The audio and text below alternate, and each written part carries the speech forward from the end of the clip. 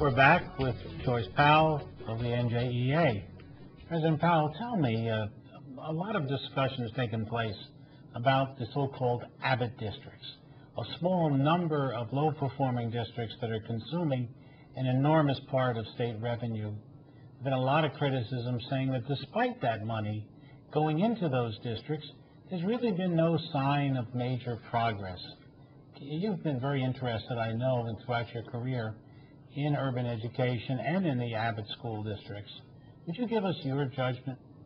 Michael, I think that's an excellent topic for us to discuss, particularly since we have a new school funding formula that, in essence, has expanded the Abbott promise. And I believe if it really were not being very effective, I don't know that the state would say, let's take a look at what we've been doing in Abbott and now apply what we're doing in Abbott to all of the districts throughout New Jersey. So we've been able to narrow the achievement gap in many areas in the Abbott districts, particularly in fourth grade in mathematics. In 1999, the gap between black and white students was 42 percentage points, and in 2007, we had narrowed that gap to 24 percentage points in a relatively short period of time.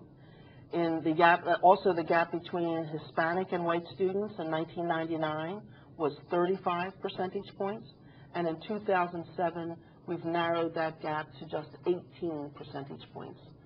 That's phenomenal progress, and really, I think, is a testament to the money that's been spent, the investment that we've made in those districts. A lot of people like to think of school funding as an expense, when I believe that we really should think of school funding as an investment in the economic growth and development in our state, an investment in in individuals and people. And again, we think that the return on that investment, what will come back to the state in terms of citizenship, in terms of being able to go out into the world of work, and in terms of contributing to society, will be manyfold. That's happened because in the Abbott districts, we were able to institute preschool education. We know that in affluent areas, parents are able to take care of and ensure that their children have the opportunity for preschool education. That wasn't happening in our Abbott districts. We now are expanding. We are now going to have universal pre-K. No other state in the United States will have universal pre-K, but under this governor and under this funding formula, in 6 years, we will have universal pre-K. That's phenomenal. A study out of Riccards recently tells us that for every dollar that's invested in preschool education, the return to the state is $7. So in human productivity and that. In fourth grade, we've also seen on the NAEP exam, which a lot of people like to tout, the NAEP exam, we've seen that the gap between white and black students moved from 38 points to 23 points. For white and Hispanic students, from 32 points to 21 points. So it's not just in one area that we have been able to narrow the achievement gaps. So we're excited about that. We think that promoting what's been going on in our Abbott districts is an opportunity for all of the districts to now participate. When you talk to the rank and file, the teachers who are actually in the classrooms in Newark and Jersey City and Patterson and Camden and Trenton, do they feel that the Abbott changes have really worked for them? Another great question in terms of whether or not it's hard, I think, for individual teachers to see an overall change because they don't see the entire picture. You see pretty much what's focused on my second grade classroom or my 11th grade history class. So I'm not so sure that there's been that kind of understanding of everyone involved.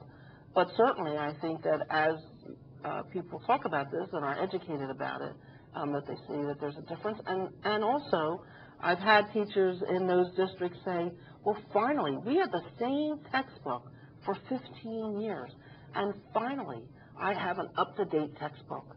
I mean, that's extremely important to teachers, to have the tools they need, to have paper and pencils and, you know, all the tools that are necessary for a high-quality education. Let's switch from the state and the Abbott questions to No Child Left Behind. 7 years ago, a Democrat Congress and a Republican president to push through No Child Left Behind, which was supposed to be the beginning of educational accountability across the nation. NEA opposed it from the beginning. AFT supported it, but now I guess is opposing it as well. Give me an idea of what you think are the shortcomings of No Child Left Behind. Well, the biggest shortcoming of No Child Left Behind was the lack of funding. And I believe that AFT embraced the concepts behind No Child Left Behind because of the promise of the funding. That we were concerned that from the NEA level, we were concerned that how would that actually happen? How would they put that? How would they implement a lot of the documents? You know, No Child Left Behind was a 1,600-page document to really go through that and to analyze all the analysis that had to take place. And many states, not only educators, but Vermont, for instance, it's decided we're not participating in this. It's heavily regulated. That was an NEA concern.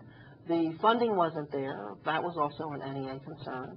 And I think what we found is that really those programs haven't been put into effect. Districts have not been able to participate in No Child Left Behind.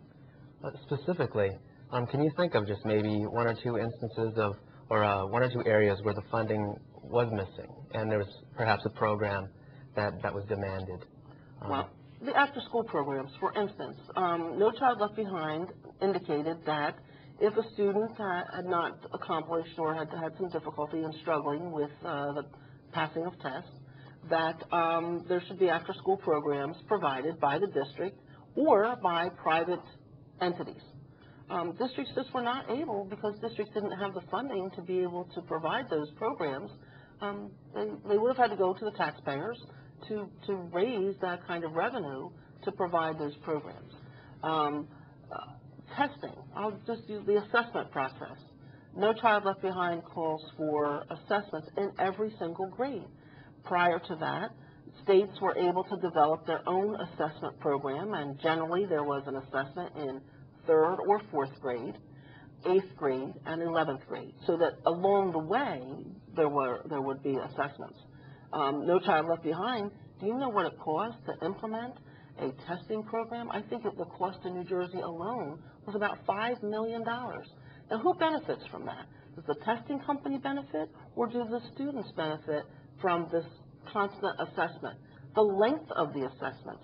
You know, some students were being assessed 12 days out of a school year.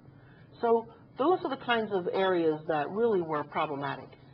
Should there be, in fact, a kind of national curriculum? Why shouldn't a student who's studying math in 6th grade in Idaho be really studying the same mathematics as those of us in New Jersey or Florida? I don't know if we're ready to take on the textbook companies and the curriculum specialists and all the gurus, all the educational gurus of the world.